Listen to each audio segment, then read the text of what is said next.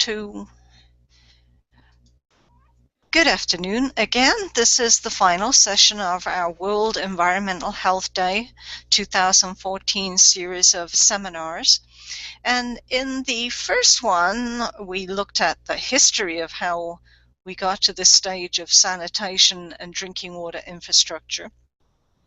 In the second one, we looked at in more detail the problems this is causing. In the third one, we looked at options for this. In the fourth one, we looked at how these options are being addressed, and in some cases not being addressed in the developing world, particularly in challenged areas of West Africa, in Guinea and in Sierra Leone, and the dire needs of deepemissions.org. And in this, our last session of the day, we're going to be looking at a project that we're a partner in that has really hoping to address the issue of how small communities make their own decisions. And at this point, I'm going to go out of screen sharing and into a graphic about how this all got started. And although the logo here is showing collaborativewatersolutions.org, we also own collaborativewatersolutions.com, and here in a little bit you will see down in the bottom thumbnails here all the way to the left, one of the team members is Jean-Daniel Cousin, who's with eDeliberation in Canada, and next to him is Patrick Lucy, who you've heard a lot of from today. And really we all are hoping that we found an option for how small communities can make their own decisions. And so at this point, let me open up my other screen here. And let's talk about Ilha Aquadoce, which is Portuguese, of course, for Island of Sweet Water. And this all began actually with a team member who hasn't been able to join us right now, but we're hoping we'll be able to overcome some of the internet connection issues. He's from Aruba and works a lot in the Caribbean and in Latin America. And the project first began because of the challenges being faced by island nations. And traditionally, these people have not had the resources for themselves to do infrastructure management, planning, and development. And also there are two main types of island nations. There are almost at sea level sand-based island nations, and then there are volcanic rock outcropping island nations. Both of them obviously have different issues, but all really are the same. It's that when you live on an island, there is a living in or places to send it after you've developed your wastewater. And the more we got to talking about this hypothetical place called Ilha Aquadoce, we realized that this was really a metaphor for just about any small community in the world, whether they were an island or not. That many rural areas are in fact islands themselves within a much bigger landscape and faced many of the same pressures. And so the pressures that we started to look at were in a traditional settlement of early housing with very undercapacity wastewater treatment, discharging to the ocean. They are heavily reliant upon the tourist trade for income, and it's very hard to attract tourists to your area if they are swimming in human effluent. That there is a fishing community, but equally too, this fishing community is dependent upon on-site wastewater systems, and they're starting to see some significant degradation in water quality and in the traditional areas of fishing for near shore. There is an upland pasture area, and again, this island is basically volcanic, so they capture water from the rainfall. But as the water runs off down into the populated areas, obviously, as we saw from earlier sessions, this carries with it the considerable bulk of feces and urine that come from livestock animals. And then the big elephant in the room. that a developer has arrived on the scene looking at this really attractive community in the north of the island, up in here, and has proposed that this is the perfect site for a massive development, a golf course, upscale condos, a resort community. So regardless of whether this is an actual island or the hypothetical island in a rural setting, suddenly a huge decision is being forced upon the population. And how it's made, who makes it, who controls the decision making, is something that was addressed by the Water Environment Research Foundation a few years ago, who developed with a team of academics and industry folks something called the Small Community Cost Assessment and Planning Tool. And although the planning tool is pretty well finished and the resource materials are there, the money to actually roll out this wonderful set of small community tools was not available. And we thought that there were enough people with the ability and the dedication and hopefully one day the income to be able to offer these tools and to offer people a way to navigate them and allow not just sustainable tools, but to allow the community to make its own best choices based upon its own resources, both intellectual, financial, environmental, and also, although Patrick, you don't like the word sustainability, but to come up with a decision that they were able to afford in the long run. And your cost assessment tool that you brought out in your final presentation there, I think makes absolute sense compared with this. So I'm going to go out of screen sharing and pass this on to Jean-Daniel for a moment to talk about this, and then we'll go and look at the actual website. Jean-Daniel, would you unmute your microphone? Sure thing. Thank you, Dendra. Okay, so the Patrick Lucy in the last presentation talked about a moonshot, and we feel that in collaborative water solutions that the moonshot actually comes from the community. We mentioned earlier the issue with regards to making decisions about wastewater treatment, where the politician has to try to come up with a solution that's very easy to explain, that people can understand quickly and vote on. And unfortunately, these slogans don't really capture the full complexity of the problem. But the issue is that actually goes a bit further than that, in the sense that we can't just look at this issue from a perspective of the next election. When you consider having to put in an infrastructure that's going to last 30, 40 years, we have to look at the long-term picture as well. And from a actually, if you, Dendra, could you present the first page of the website? Sure, just a second. Okay.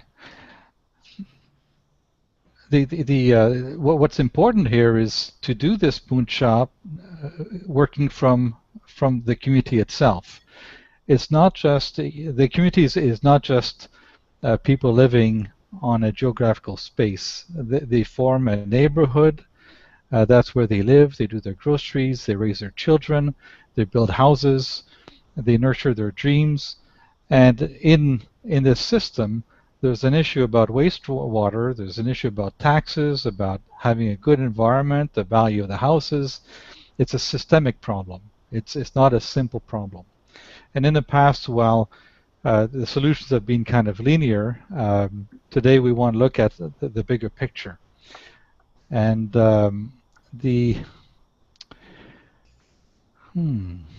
okay, if we could go to the tab where we, let's see, the Collaborative Water Solutions tab. Okay, I'm trying to get at the where we're trying to look for the triple bottom line. Oh, okay. Okay. The triple bottom line is one where we look at the social aspects of the community as well as the economic aspects and the environmental aspects. Just carting away the wastewater from a community to some central station to get treated actually meets none of these bottom lines. It's very expensive. It creates no revenue. Um, it returns none of the water back into usage. It's very expensive. It creates a tax burden, especially on small communities, which is unbearable. So the approach with collaborative water solutions is to look at the big picture with the community. And to get some education in the room, to look at, to consider that there's new alternatives, and to integrate the solution, the wastewater treatment solution or the water management solution, into the priorities of the community itself, the current priorities and the ones we see down the road. In fact, and Dendra, I'm wondering if you could pass me the screen. I have a screenshot that I'd like to. Sure. Sure. Let me get out of my screenshot here and click on the green symbol, third one down. Select the image that you want to show.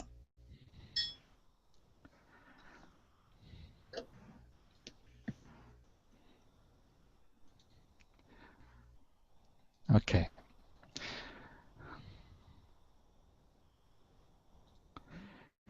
Oh, okay. So the image I want to show here is actually a systemic change process map that was developed by the Academy for Systemic Change, which we basically use as the underlying pattern for the intervention with the community, where we're trying to come to a systemic change where we understand that the impacts of wastewater management affect every aspect of the community, from the recycling of water, the reuse, so the implementing of the infrastructure, and seeing how this project can allow the community to put forward some of its other priorities in terms of creating a livable space. So there's quite a bit of detail on this picture, but what I wanted to point out is that there's a process here that is illustrated by the yellow boxes, where we try to we work with the community leadership. Some of it might be from local government, but also it could be a citizens group, to convene people who are interested in this matter, to create systems awareness, to make people aware that there is an issue, that their input is required, and to basically allow the community to self-convene itself to think about this problem. Now, one of the big issues is the educational aspect. So there's a lot of conversation to happen, some input from technical resources or the people that have deep expertise in the matter, such as Patrick Lucy, and others, of course. So looking at technological alternatives, and then also giving voice to the community itself in terms of looking at possible alternatives and making choices that are not just based on the economic question, but also in terms of what does the community want to become, and what are the goals of the community. And the process here actually creates relationships between people, creates community fabric, and you know, it's a cyclical process where it might be iterative in terms of making decisions, and actually how the ultimate solution is implemented is also subject to discussion and agreement. And we use a decision process that's consent-based, so if people have objections to what's being proposed, they're invited to voice these objections, and the community works to get these objections resolved one way or another. Part of the whole system, of course, is to look at the funding sources, internally generated funds as well as externally provided funds, and also payback by the system itself. So we can come back. I can give you back the control. Okay. Did you take it back? I will. So one of the resources that I wanted to bring into this, and I will go into, let me have a look at my, now. One of the things I would like to share in this particular presentation is this excellent website. And if you are not familiar with it, then certainly go ahead and bookmark the decentralizedwater.org. This was the website that came out of the small community tools assessment and planning process. It, as you can see, it's a very interactive one, but particularly emphasizing neighborhood and cluster systems, which is one of the things that we heard a lot about in Patrick Lucy's presentation. And when you click on this, you will see that you can find out more about on-site systems. Scroll over here.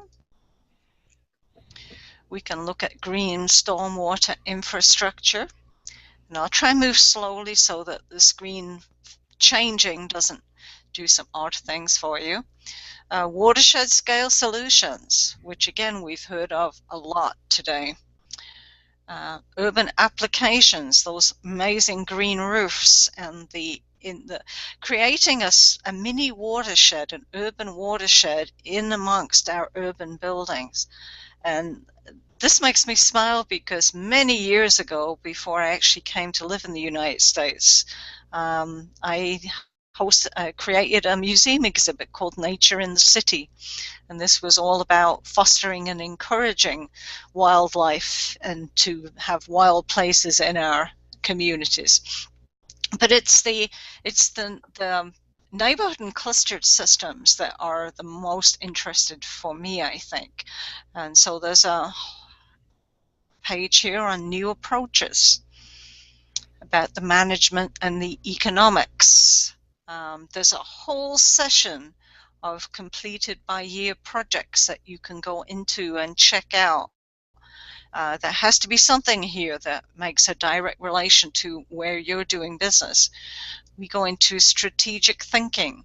The famous Baltimore Charter, where it was an assembly of all the people in the water sectors that believed that the green and sustainable, smart, clean solution to future water infrastructure was possible only if all of the different entities worked together. And they created a memorandum of understanding. And this is particularly obviously emphasizing the United States, but the project really is very applicable throughout the world. And let's go back to the Collaborative Water Solutions website. And let's look at how and why our process is different. Dendra? Yes? I'm going to have to bow out. Okay. In probably 2 minutes. I wonder if I might make just a couple of brief comments. I'm terribly sorry that I've got to leave. I would do anything to stay. Oh, let me give you the screen. But I've got somebody waiting on a construction site, and I can't leave them sitting out there. A couple of things. I think the Baltimore Charter is a seminal moment when people from all over the world came together for a very, very large complex of conferences in Baltimore. And out of that conference, at the end, a small group spent a day shaping this manifesto, if you will. And that gave rise to the Smart, Clean, and Green Towns and Cities of the Future group. I noticed you had one of the items there flagged a grant for Valerie Nelson out of Gloucester, Mass. And she was central in all of that, of course.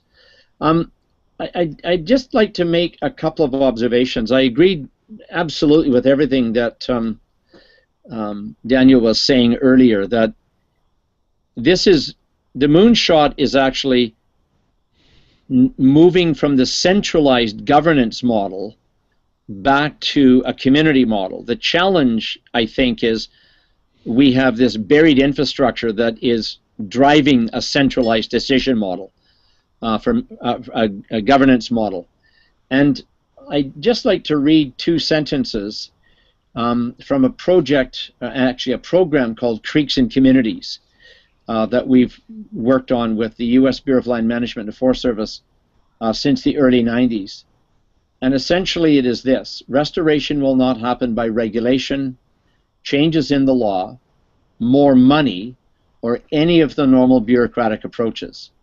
It will only occur through the integration of ecological, economic, and social factors and participation of affected interests. Here's three of the most senior civil servants in Washington, D.C. in 1996 saying, if you don't take a triple bottom line approach, you can't reach a desired future condition. In other words, the desired future condition is exactly what Daniel was saying earlier. It is all about bringing the community together. The challenge is the community in general, and the politicians in particular, really don't understand the issues. They don't have that fundamental basic technical knowledge that we probably, most of us, had 100 years ago when most of us lived on farms. And I will leave you with one thought. We have institutionalized virtually everything in our society in the West. The only thing we haven't institutionalized is ecology. There is no municipal ecologist that you can go to acquire the knowledge and the information that you need to understand how the community's integration program is occurring. That individual does not work for the engineer in the community or the planner. They report directly to mayor and council, and they're completely funded by a standalone trust fund.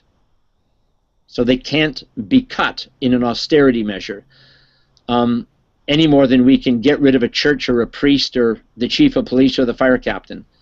The only element of our landscapes that we really don't have anybody in charge of looking after is the ecology of the landscapes we live in. It's not the Ministry of the Environment or the Department of Environmental Quality. It's not the Ministry of the Environment.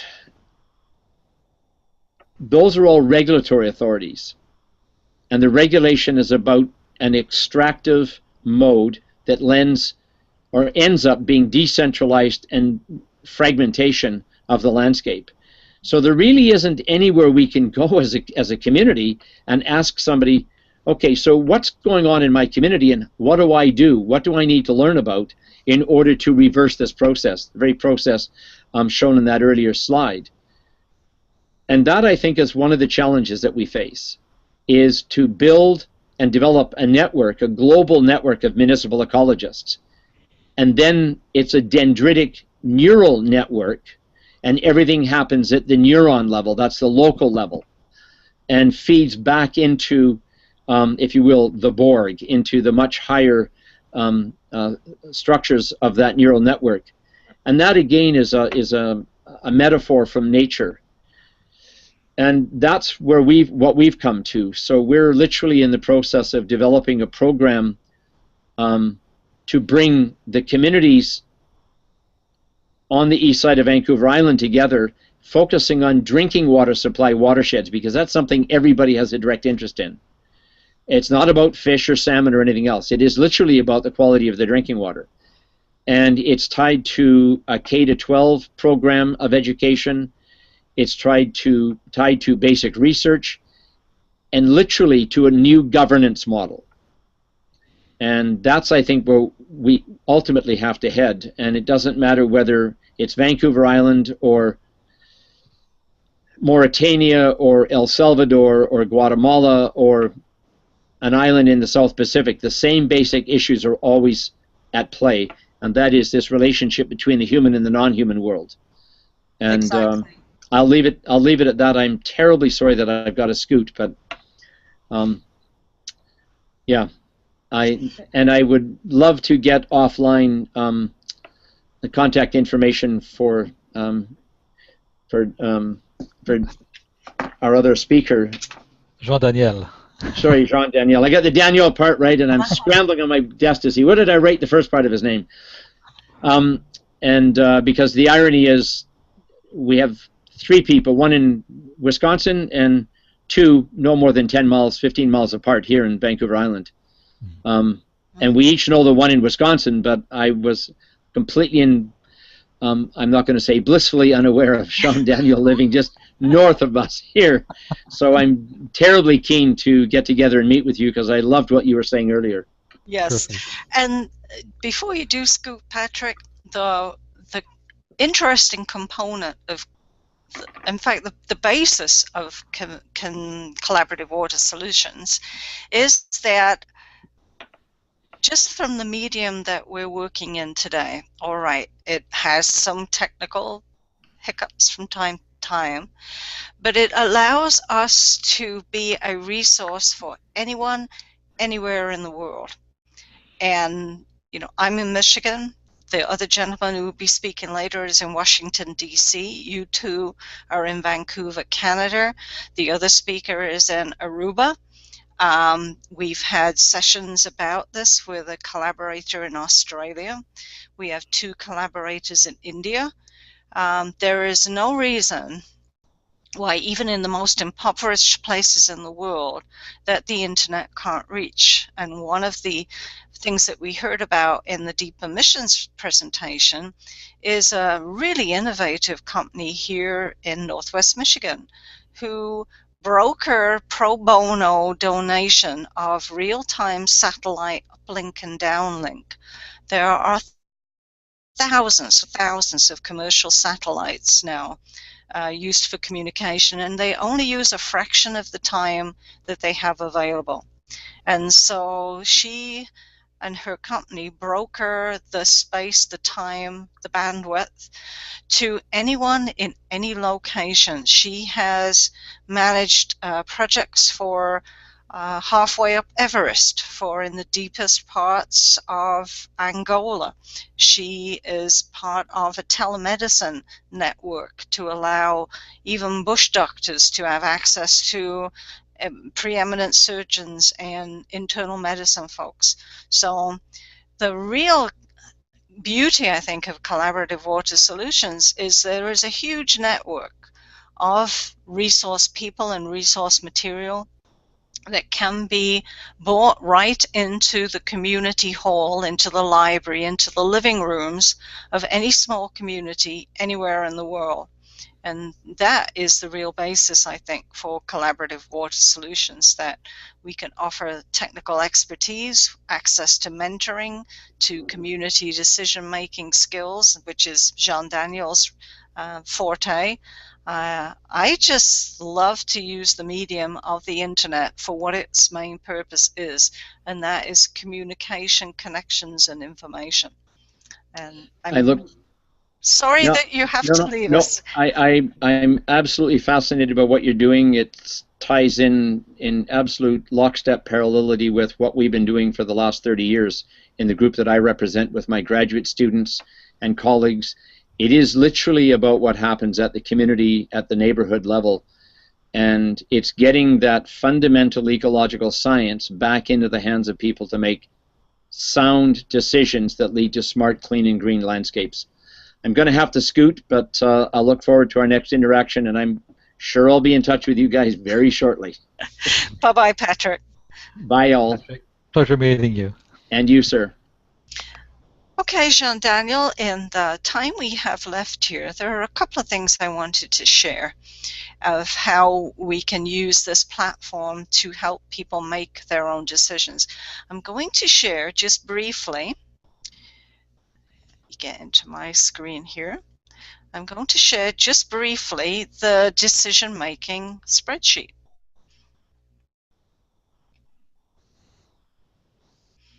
And again, this was one of the resources that was created through the Small Community Tools Assessment. And even for a community or a set of elected officials who look at this and go, oh boy, I don't think I could do this. The whole premise of developing the Small Community Tools Assessment was for people for whom engineering, planning, zoning, the cost assessment, the financial side of this was not their main career. This was designed for officials, for elected and appointed officials who have a whole other life outside of serving on a small community governmental body. And so you will see that they can work through this and enter their own relevant, locally relevant information.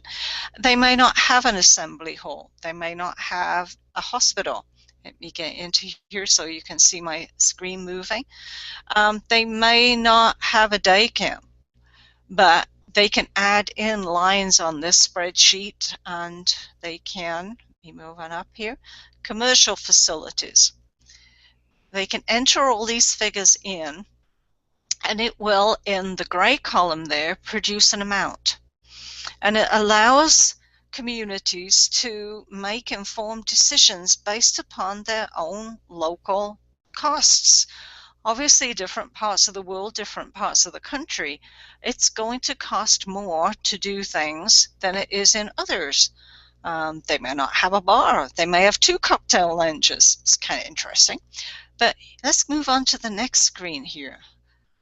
So much of what we're talking about here, and let me enlarge the screen here a little, is when we're talking about wastewater systems, so much of it is dependent upon the type of location, the soils. We saw in Patrick's presentation the incidence of sediment runoff, clay soils, heavy sediment runoff from construction, but then also bedrock areas where the types of treatment that are suitable for somebody where the amount of soil cover is very, very thin, very minimal, is going to be different from somebody who lives on good sandy soil. Heavily sand soils, particularly on those island nations we talked about, are going to be very different from the clay gravel sand mix that we have here. We're going to be assessing different types of systems. Now, please ignore the figures that are in here because, again, as I say, this tool was developed several years ago, and one of the processes that we're going to be working on with a graduate student is to update some of these pre-selected figures. They're different now for lots of very different reasons, but those figures are different. But you will arrive through working through the spreadsheet tools based on your own locally relevant figures, what the options are and what the difference in prices are. And again here's different types of treatment technologies that you can consider, including settling ponds, step projects, the pumped effluent projects, the gravity-fed projects, different types of advanced treatments right up into the standard lagoon system, the cost of disinfection, the cost of ultraviolet. And if nitrogen and phosphorus reduction is really important to you, let's move on to, let's have a look here. We move on here. I'm going to go right to that one. Here on the side, we have proprietary technologies, chlorination, UV. You will see here location factors. Let's go to that one. And that gives you a good set of basic data that, again, we're going to have to update based upon state specifics. So let me get out of this one, Jean-Daniel, and we'll go back to our website.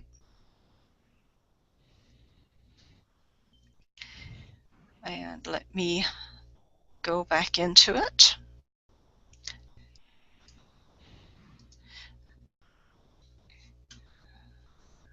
And I wonder if we should go back and actually show the video. Let me get into that here, 1 second.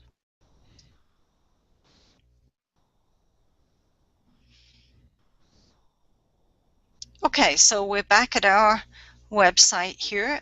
What page would you like to go to, or would you like to talk about the kind of commitment we're looking for from communities that want to be a participant in this? Well, actually, this one is an important one. Oftentimes, when a community is looking for a solution, they'll hire an engineering firm or a bunch of experts that will come to them and roll out a pretty standard solution proposal that is risk-free and that is very traditional and extremely costly, very linear, and that doesn't give anything back to the environment. And this is definitely not our approach. Our approach, our core principle is that we will not tell you what to do, but we will provide you with a process and tools, thinking tools, educational tools that will allow the community in focus here to make a decision about how to best resolve your water and wastewater concerns. And not just that. I mean, that's important in and of itself, but also how to dovetail these decisions into the other priorities of your community. So you retain control, you make decisions, and what that means is after the decision has been made, there is a strong community support for this decision going through the good times and bad times. The politicians, the administrators who are piloting this decision will not have to absorb the full brunt of the angst of the community, because the community got together and took a decision in solidarity. And I think that's a very important point. Either you're part of the problem or you're part of the solution, as they say, and if everybody's on board with regards to the solution, there's going to be a lot of people working to make sure it's a success, and that's an essential part of the whole thing. So let's click on this link, because this one really describes the process. Yeah. So oftentimes, building a large infrastructure project is a bit like building a house. It's there's a context. You can't just take a plan out of a house plan book and go to page 256 and take that house and just plunk it on a piece of land. You can do that, but that house will always look a bit out of plan, out of context. And ideally, the house that you plan is going to take advantage of the local context. And it's the same thing with regards to water management solutions. So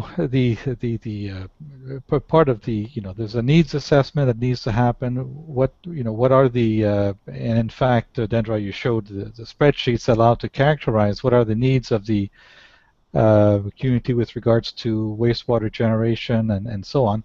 But we also need to look at what other things are going on, what are things we want to create in the community. But part of the issue with regards to wastewater and water management is the fact that if the problem is not solved, the value of the properties will go down. So one of the things we want to look at is if we fix this correctly, there will be an increase in asset value and everybody wins, but we need to do this correctly.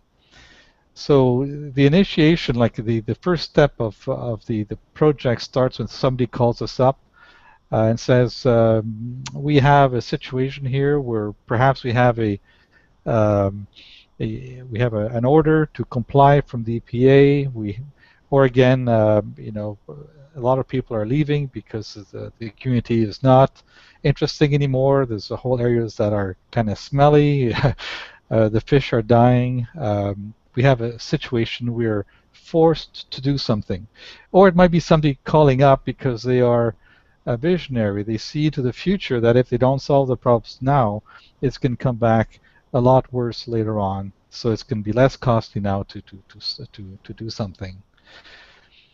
Obviously, the person who initiates contact cannot talk for the whole community, and in fact, the community, the official leadership, the elected officials, are definitely need to be around the table, but also business people, who are potential investors, but also the taxpayers, who not only pay taxes, but also consume the water and also have life habits that could be perhaps changed if they were better educated about what they can do at an individual and family level to reduce wastewater production and to make a better use of fresh water. Yeah, So and there's that actually came up just this week for another project that I'm involved in, and we're also an EPA WaterSense partner, which is designed to conserve water and energy, because the two, as we've seen from all the other presentations today, are so intertwined that the one causes the other and vice versa. And this was actually a water system that is facing a massive upgrade. And as Patrick pointed out, the cheapest water there is the water you're already producing, but are not getting any money back for it, because exactly. we are wasting it, we have wasteful habits, but we also have massive leaks. So maybe the money, there's no point in upgrading the system if you're still putting 2/3 of it out of leaky pipes. So Right, exactly. okay. So the first part was the handshake in terms of getting a group of people together that represents the community, that knows the community, and then go through the needs assessment. And here again, you know, the tools that we're talking about were designed to be self-explanatory, to be accessible, but the people filling out the needs assessment will probably need some help, and we're here to provide that help. The things we look at is how many houses are involved, what are the industries in place, what are the plans for expansion, and then we use the Water Environment Research Foundation documents that Dendra was illustrating earlier to get a sense of what are the needs, to also get a sense of what are the possibilities, because in the next step we want to engage the community to understand what those needs are and what are the alternative technological solutions, but also where we can get the engagement of the future in a sense of understanding what the residents feel about their own community and what they feel about how they feel about what they've seen in terms of the needs assessment, the various technologies, what are their concerns, what would they like to see. And for that, we have a process called e-deliberation that can be provided in person, but also remotely if the community is geographically dispersed, or it's more easy for people to get together online, where we can look at these aspirations and fold them into a joint solution that addresses the priorities of the community with regards to water and wastewater management, but also the other priorities and interests of the community. So the description here is about the e-deliberation process, assuming it's all done online, but portions of it or even all of it can be done in person as well. It's just a choice of medium and what's easy for the community to do. So at the end of this deliberative process, there's a number of proposals that will have been put, not competing proposals, but complementary proposals that allow the community to have a sense of strategy with regards to what they're going to do. And of course, not if we might have 30, 40, 50 people who have worked on this, and the community is probably going to be a lot bigger than that. So the next phase is to provide information about this strategy to the whole population through a communication campaign, where this information, the various alternatives that were looked at, as well as the strategy that was deliberated on and agreed upon by the people involved in the process, is communicated to all the residents, and where their feedback is asked with regards to it. And if they cannot consent to it, well, to provide their objections so that we can work with these objections and roll them into the solution. Then the rollout of the strategy then follows standard practices with regards to project management and budgeting, and done in a good way. It's possible to put in place infrastructure that works and that is done within budget and schedule. We don't take control of the project. It stays in your control. We provide the process to make sure it happens the way you want it or the way you need it. So the benefits of the collaboration, the most significant one is the fact that the community fabric got enhanced through the process. Relationships were developed, a deeper understanding of what we want as a community, and then of course the huge big benefit is the fact that the wastewater problem goes away and becomes an opportunity for revenue and for a better community. And you'll notice when you go to this website that there are some clickable links. And in there you will see a pretty presentation that we put together.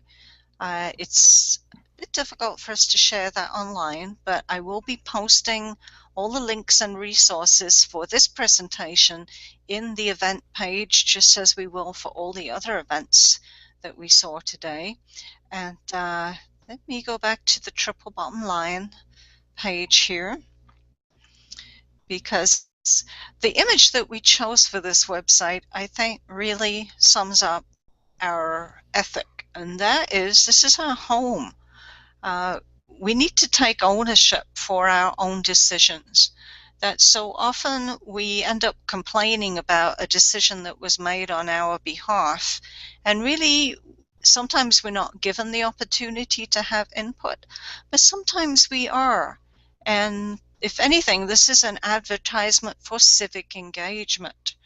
And what I'd like to do here is to go back to the home page and encourage you to go and to watch the video for this, because it sums up.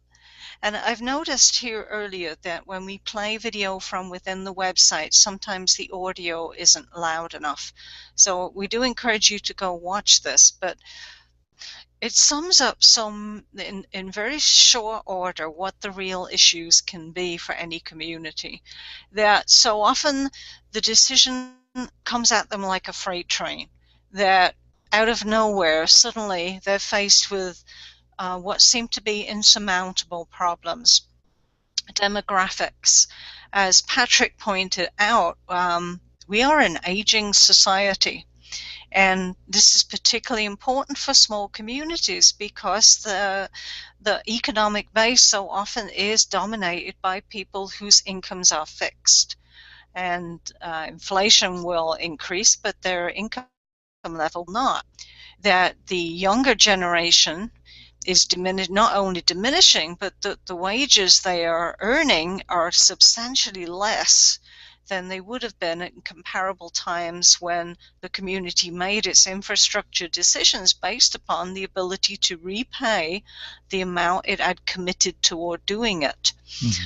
That so many times older communities have lost that vitality of having young people, of having to think forward about making decisions for the generation afterwards. And that can be a very difficult decision. When you lose your population base and you lose those innovative young entrepreneurs, you can possibly also have a double whammy of losing your traditional industries.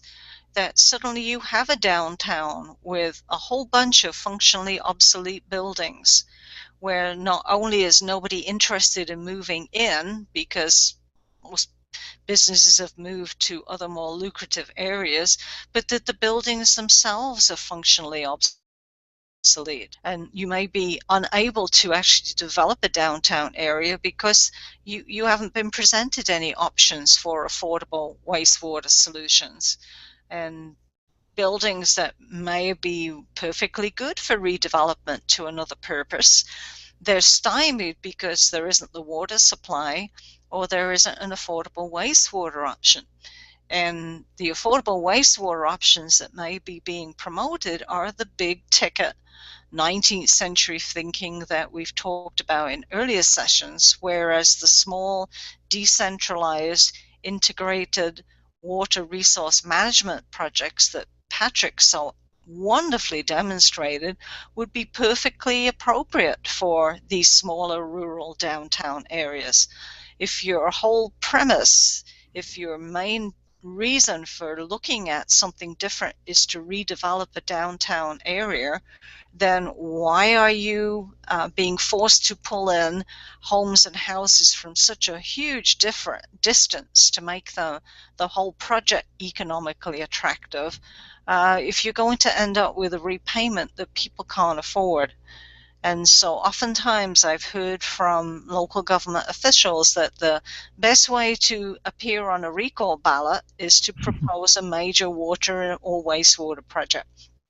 And this particular example we had here was actually, it was a real community, but it's so typical that even when they were offered a 75% grant toward this preferred option, it was totally out of their range as far as being able to refinance not just the building, but then having to have income coming in enough to be able to keep it in good repair, hire somebody to manage it and to operate it, because so many of these solutions are heavily technologically dependent that it's a hopeless. It seems like a hopeless situation.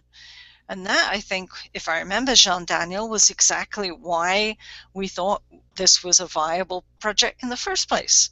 Absolutely. And I'm going to go out of screen sharing here and go back into your wonderful picture. And would you have some closing comments that you would like to impart upon people? Sure. I was just struck by Patrick Lucy's invocation of the moonshot. We have a moonshot to do with regards to wastewater management.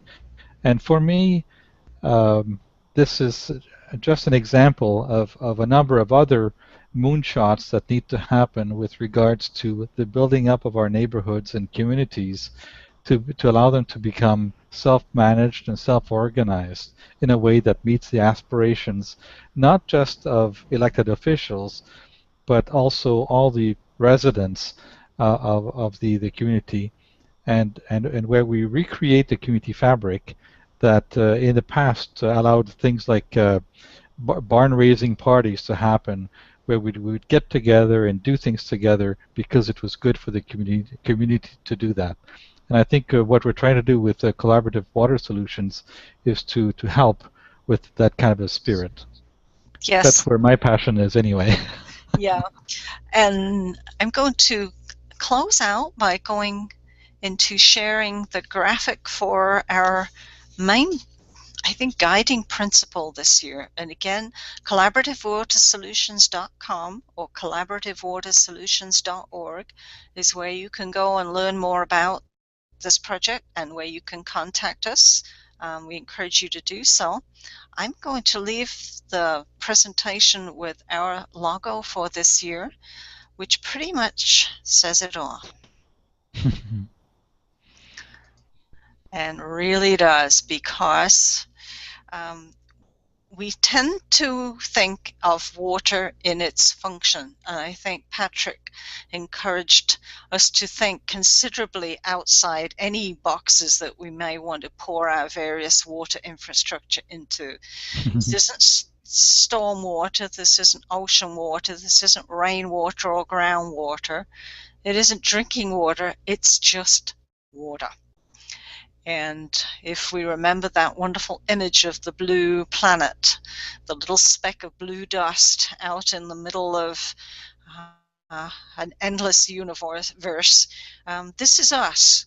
We are of water, we are in water, we are not wastewater.